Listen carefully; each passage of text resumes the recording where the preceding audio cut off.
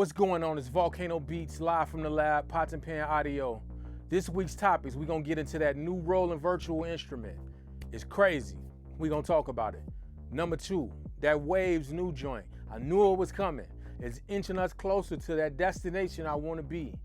And number 3, the IK Multimedia speakers, man. I've had them for a little while. They've been on my desktop. I wanna give you my honest review of them. We're gonna talk about it. First, before we get into all that, hit that like, hit that subscribe. Let's go, come into the studio, man. Wipe your feet, man. Stop playing, wipe your feet. Let's go.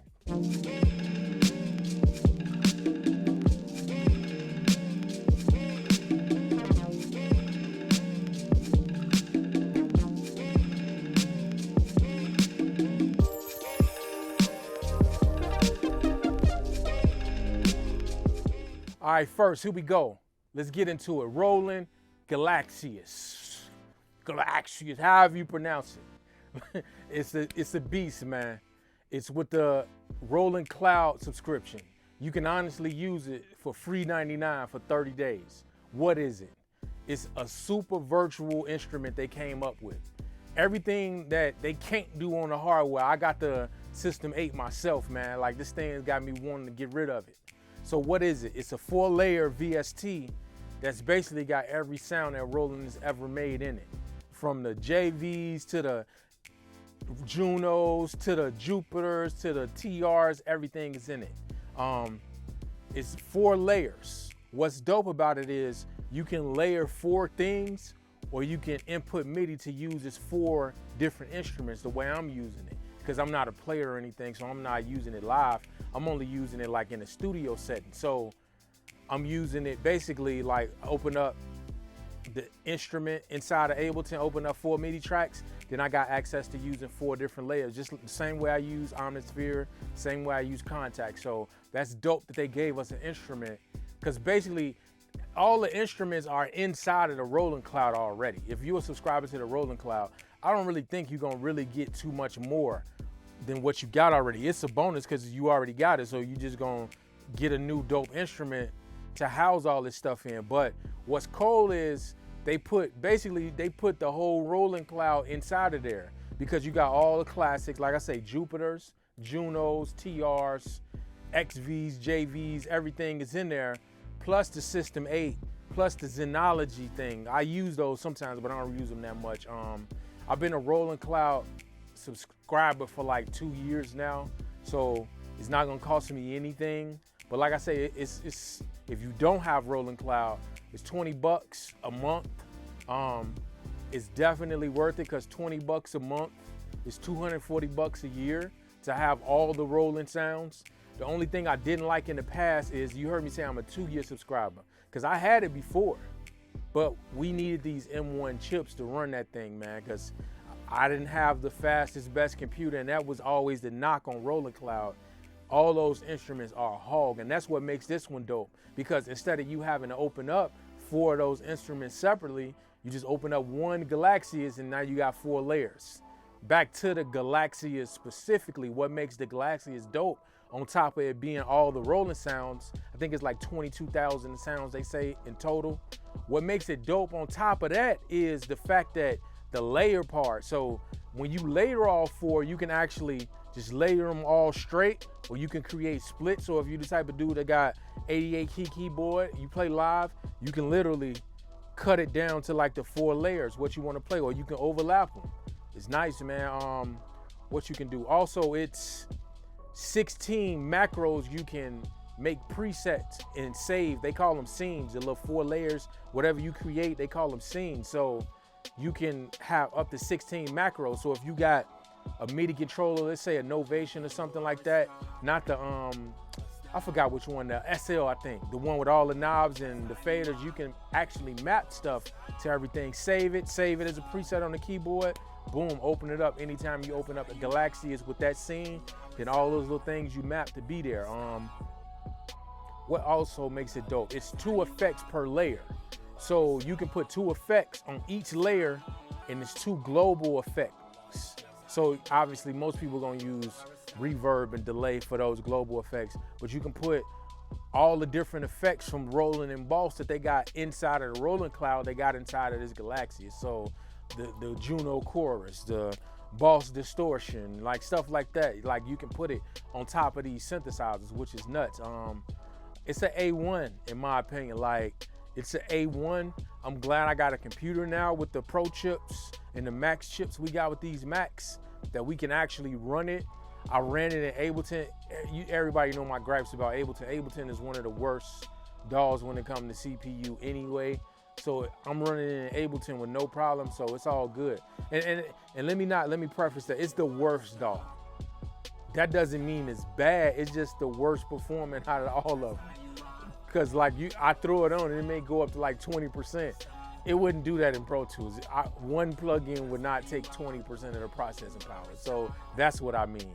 But yeah, the Galaxias is nice, man. I couldn't even pronounce it at first. I was like, Galaxia, what is this? What is this? When I got the email saying it had came out. So I was happy, downloaded it, and I've been blown away. I've been using it for about a week now. Yeah, and it's honestly got me thinking twice about my System 8 because I probably made a mistake when I bought that System 8. I sold 2 classics in great condition because I'm like, man, this System 8 is gonna give them all of them in now, and it don't feel good. It don't feel like I'm using a synth. It feel like I'm using a plug-in. System 8 has got too much going on. It feels like I'm using a plug-in. So I wish I would have this synth. If this synth would have came out this time last year, I wouldn't have made that mistake because I sold them around like Christmas time, man, last year. And end up copping a System 8 thinking I was like, okay, now I got access to the Roland sounds. And whoever had the System 8 before me had like 4 Roland joints in there. They had the Juno 106, Juno 60 in there, the Jupiter 8 in there, the SH 101 in there, and the regular System 8 was in there. So I was like, man, because I got a SH09. I had a I got a SH09. The Juno 106, which was the HS60, which is the home version of the Juno 106, and I had a JX3P that I really didn't use that much because it's aggravating programming that thing without the controller. If you got a JX3P, get yourself that controller, man. It's $600-700, but you're gonna really be happy with it. Because I think if I would have had it, I would have kept it. So I felt like getting rid of those 2, and getting a System 8 was an upgrade. Until I got them, it was like, man, this don't really give me the same feel. Only thing it did do, using the virtual things, I will say, if you got a Juno that you haven't changed the chorus chips in, yes, because my chorus chips was old and noisy.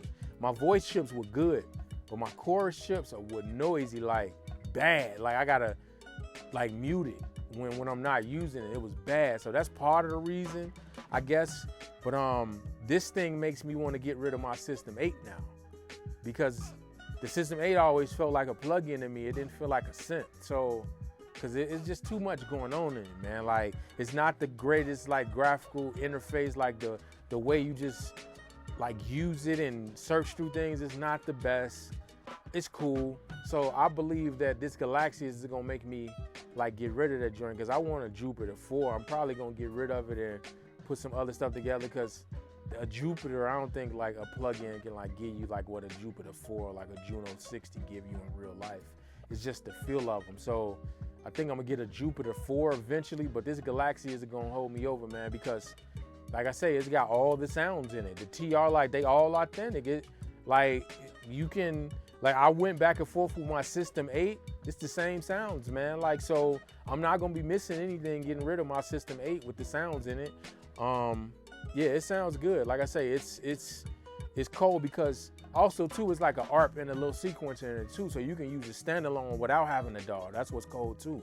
So I'm envisioning a little project. My Mac Mini is kind of old and I need more processing power, so I'm upgrading my computer. So I was thinking about just throwing it and like a couple other VSTs, like Contact and like Omnisphere, those that are like multi-timbral, on a computer, and just use it as like a standalone synthesizer, treat it like a rack synth or something like that. And that Roland is definitely a candidate for that. So yeah, the Roland Galaxias. Cop that joint. Like I say, it's got a 30-day free trial. You can try it out. I guarantee you're not gonna want to get rid of it because of just the fact that it's an organized way of having all of that rolling stuff. Because all that rolling stuff was dope, but it was all thrown everywhere. Like you had to make sure you install the ones and all that. But if you got this, it's a streamlined way of using a whole rolling cloud, basically. So yeah, Roland Galaxias, cop that joint, man. All right, number 2, man. We gonna get into this new Waves plugin. It literally just dropped. The Waves Performer. Super Rack Performer is the way to say it. What is it? It's their like scaled down version of Super Rack.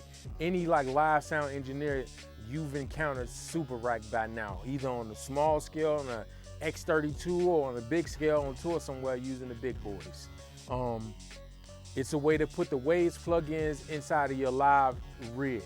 So with the Performer plugin, it's an easy way to not have to have the Waves card and the Waves DSP to just put like, you may want just an F6 on your master or something over everything, or just 1 or 2 plugins or 3 or 4, whatever. Like however brave you are in your live set, or if you mixing, to just throw something over the live bus or maybe a couple instruments, if you brave enough to bring it in and out of your interface, because that card and the board makes it easier with the DSP. So if you brave enough to run it without DSP, then you good if you only running a few tracks. Why am I talking about this? This thing has been out for years. Why is it so significant now? Because they just put VST support in there. So you can use any VST you want. Why am I so geeked about this? Because that's putting me closer to Super Rack, the full version, being able to use any VST that you want. Let that sit for a second. Yes, we're getting closer to the point where we're gonna be able to just make our live set sound exactly like they sound in the studio out in the world. Even though Super Rack is dope, there is plugins like, let's say Sound Toys got some crazy plugins that I like using, or Plugin Alliance. Even though Plugin Alliance at first they did have a few because they partnered with UAD and Soundcraft, so it is a way to use some Plugin Alliance plugins live. But with this, you're gonna be able to use all of them live. Like I say, they started out with Performer. I think they probably testing to see how it works. I've used Performer before. It wasn't bad. Like I said, I just used it on like the 2-track. I didn't have the guts because I was in a situation where the band was totally separated from like front of house. Like they can only hear the monitors. They couldn't hear front of house because it does give some like milliseconds of latency, and it's a little bit more than Super Rack because Super Rack is integrated in the board. Performer, you taking a 2-track out of your mixer and you putting it into your computer, putting a plug-in on top of it and running it out to the speaker. So it's a little bit more latency. So do that with caution, and honestly, it's got to be the right situation because you still got to, if you delay the speakers though, like let me act like people don't know what they're doing. If you delay the speakers, it should help, it will help. So, but this is dope. Like I say, it's getting us closer to the point where we're gonna be able to use any plugin we want in a live setting. Waves is on to something. I'm excited. I may use it this weekend, to be honest, man, because there's some stuff, like it's parts on certain songs, like the band I work with sing, and if I can bring in like the SoundCloud, not SoundCloud, what am I talking about? Sound Toys, like the micro shift and all that on some vocals, or just send a vocal bus to it and use micro shift on backgrounds. I'm geeked already just thinking about it. So if they make it so full Super Rack, which I don't see why they can't, because when you got a computer that's running Super Rack, everything is installed on the computer. The DSP takes all the processing power. That's like kind of like the UAD thing, and you gotta have a card inside the board. So I don't see how this can't work for it to be 32 channels or 16 channels of whatever VST you want. I'm pretty sure that the more VSTs you use, the more latency you're gonna get, because obviously it's not wave stuff, so they can't guarantee the latency and everything, because you can get the exact amount of latency each plugin gives when you got the DSP and you're using Waves plugins. That's gonna be harder to determine with this. I can admit that, I can imagine that. That's gonna be harder to determine because there's really no way for them. They can't test every plugin, but they probably can go by what Mac you got, how much RAM you got, and then give you a general of like how much latency this thing is gonna cause. What chip you got, you running your you running your Performer plugin on, well, not plugin, the Performer app on. So yeah, it's it. It's 99 bucks. I think that's a difference. I got Performer when it first came out, so I'm not sure. I think I got it for free. That's the only difference. Like, you know how Waves is. You grab something when it first comes out, it's free. And then later you like, man, I wish I would have got it. It cost 30 bucks. It costs 50 bucks now. So I think this is the one I got for free that I've used before. But like I say, I've downloaded it, man. I did the trial, and yeah, it's about to be in my rig until they put it in a full-size super rack. And I hope they don't charge us too much to upgrade when they do it, because obviously we using the super rack. We got the super rack out here in the world. When they add VST for any VST support, but yeah, I say if you are mixing live and you got a decent computer, you got a decent interface, why not use it, man? Just throw the Performer on your master bus. And let's say me personally, I use Plugin Alliance's master desk on everything. So I'll be able to just pull that in and put that on my master. Boom, that's giving me width with the little stereo imager part. It's getting rid of like resonant tones with the resonance filters they got on there. It's got a compressor on there. It's giving me like more analog tone with the THD. It's got a limiter. So yeah, I would love to be able to use that in the live setting. So I'm literally probably gonna try that this weekend. I hope I don't crash and burn. We're gonna see. Hopefully my computer don't crap out on me. It hasn't yet, we'll see. But I'm gonna give you the update. Hopefully this Performer don't make me cry this weekend, because I'm gonna use it. Yeah, I've been waiting for this, and I'm gonna be one of the first people. I'm glad. Well, obviously, you know, they was beta testing. They probably been using it. But yeah, I'm usually not the person that's gonna hop into something like this, like off the cuff, but why not, man? Like, we at the point, this gotta work, because we gotta get to the next evolution. I love Waves plugins, I love what they're doing, but I wanna get to the next evolution of it. I wanna be able to use whatever plugins I want in a live setting in Super Rack. So hopefully they using this to collect data, because we collect data, like do it all you want, do it all you can with all the beta testing and all those users, I don't care. Collect the data.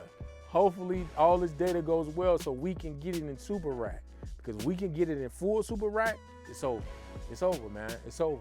I love my Wave stuff, but man, to be able to have some of those little, I call them little treats. We all got them little treats on the plug-in side, like Waves Factory. For me, they'd be to use track space on like a reverb or like a delay bus, getting triggered by my vocals. Come on, bro. Like, they gonna sit perfectly, even though I could do it with a compressor, but I would rather do it with like something like track space to be able to just knock the vocal frequencies out, not the whole signal. That's like little stuff like that. It's gonna take the mixes to another level, man. So yeah, I'm excited. I can't wait to use this thing. I tested it a little bit. Hopefully it don't kill me like using it in a full 4-5 hour setting. We gonna see. But yeah, Waves Super Rack Performer. It's 99 bucks, man. Go cop it, because it can change everything. Like literally, if this works right, it's gonna change everything, because we're gonna get all the plugins in Super Rack. They haven't announced it, they haven't said it, but come on, you know what's coming. So yeah, that Super Rack Performer, you guarantee you can use it on 1 or 2 tracks, no problem. I'm gonna use it on my master, maybe my vocal bus, because I'm gonna do that track spacer thing. I'm gonna use it on like 2 or 3 things, and hopefully I got an M1 Pro. Hopefully my M1 Pro MacBook don't go crazy on me, and I got the Antelope. Now that I got my Arturia interface, I'm using that Antelope Zen Q. I'm gonna take that with me. So yeah, please don't make me cry, man. This is gonna work. Fingers crossed. Wave Super Rack Performer. Yeah. All right, our last topic today. A pair of speakers I've been using a little over 6 months now. The IK Multimedia iLoud micro speakers. They like $300. They like, you can come in, they come in black and white. I got a white pair. I think I bought them when they didn't have any. It's weird seeing that white pair of speakers on my desktop, but I got them in my production setup. The pros and cons of them. I like them for a few reasons. I like them to like check my mixes. I got a pair of Adams. I like them to check my mixes and make sure, well, I got Adams and JBL LSR 305s. So 2 pair of 5-inch speakers. I use the IK Multimedias to make sure what I'm hearing on my Adams, as far as like leveling of like, it's mostly production, leveling of hi-hats and snare and kick relationship and all that is good. Make sure my bass, because if I can hear the bass coming out on those little speakers, then I know it's gonna sound good on these big ones when I get here.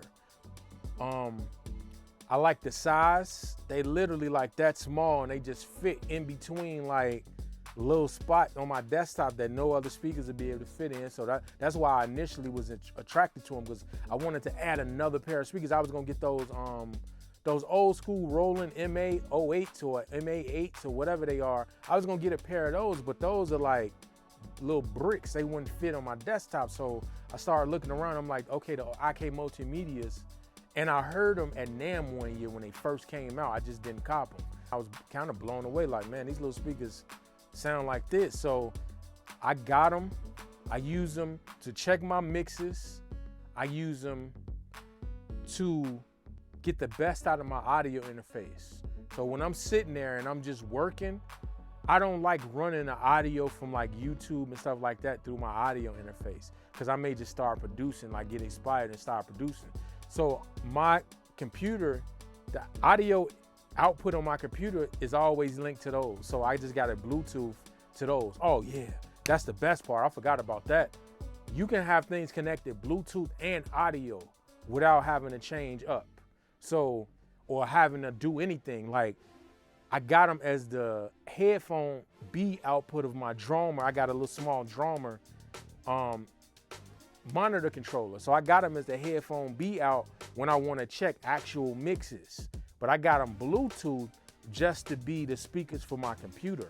So if I'm just sitting there, just listening to something on YouTube, or if I'm cleaning up and just listening to Spotify and stuff like that, I run those as my main speakers on my computer through Bluetooth, because I noticed that the Bluetooth and the audio input sounds different. So that's obvious. So the speakers are worth, like, they worth twofold, like tenfold, if you really think about it, because when you bounce the beat down or bounce the song down, when you get done listening to it, you can listen to it through audio input and listen to it through Bluetooth, because like, we were blessed, we had the opportunity to help like voice a speaker, and we learned that back then. Like, stuff sounds totally different when it's audio in and when it's Bluetooth in. So I learned that about 5 years ago.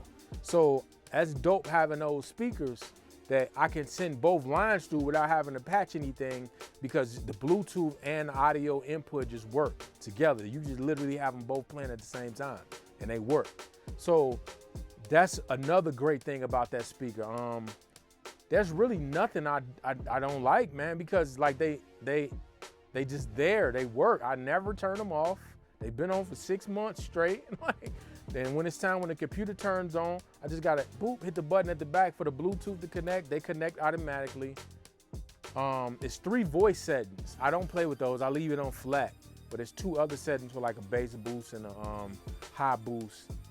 So yeah, those things, and they pump a little bit too. They only let little 25-watt speakers, but I hear kick in them, I hear bass in them. So they're really MVP, like, of all the stuff I bought these last few years.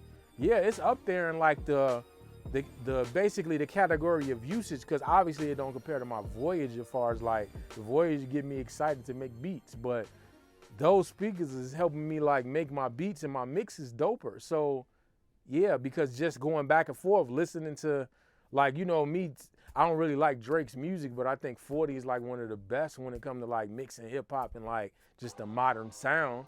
So I might listen to Drake and then go back and listen to them on my speakers, then listen to what I'm doing, just to make sure that my texture and my vocals and everything is close to what 40 is doing. So yeah, man, I like those speakers.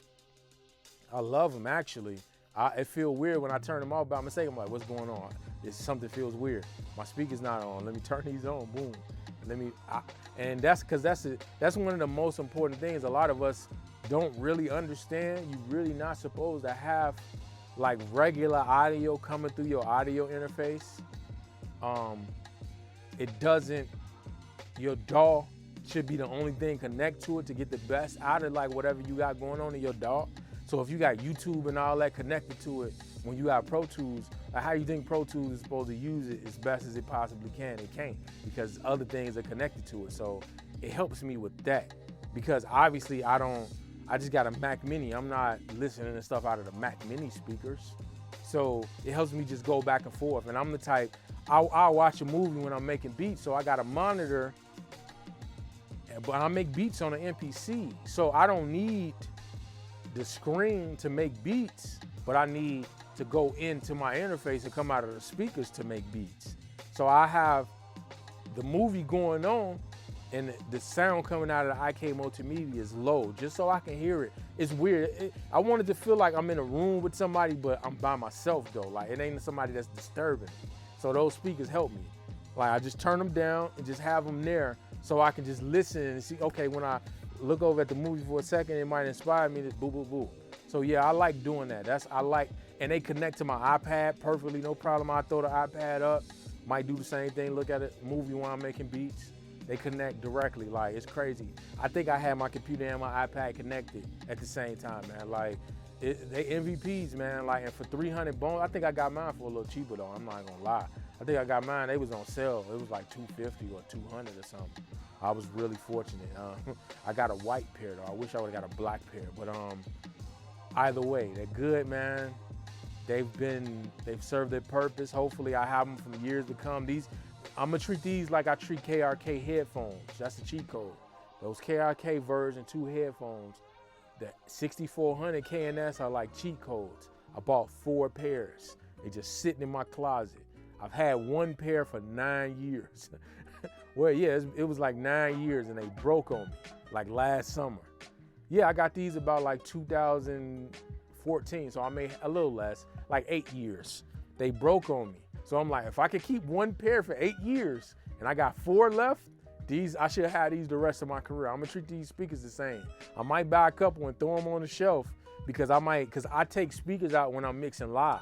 So right now I'm mixing on a pair of little Mackies and they starting to get beat up. So I might take a pair of those IKs out with me. They not really good if like you in a super big, if you're in a super small place, because you right there by the band, it ain't really helping you. But if you in a bigger place and you kind of far off from front of house is kind of a distance from the band itself, yeah, you can put those up and they'll give you something. So yeah, I'm gonna use them. They've passed the test in the studio. I'm gonna put a pair into a little case and start taking them out with me. Hopefully they stand up to the test out in the world. The only thing I don't like about them is that cable. It's a proprietary cable of their own. I wish they would have just gave us like an unbalanced cable, like a lot of other people do when it comes to one speaker that's powering the other one. A lot of times people give us an unbalanced cable so you can get a longer one. This one is their proprietary cable. And I've never seen anybody make a 30-foot version of it or a 20-foot version of it, because I honestly wanted to put up a few of them in here when I'm building my Atmos. I was going to build like Atmos with them, or at least a pair that's higher. But nah, though, that cable is only like 3 feet or something like that, 3 to 4 feet. Like you can't do anything with it. So that's the only gripe I got with those speakers.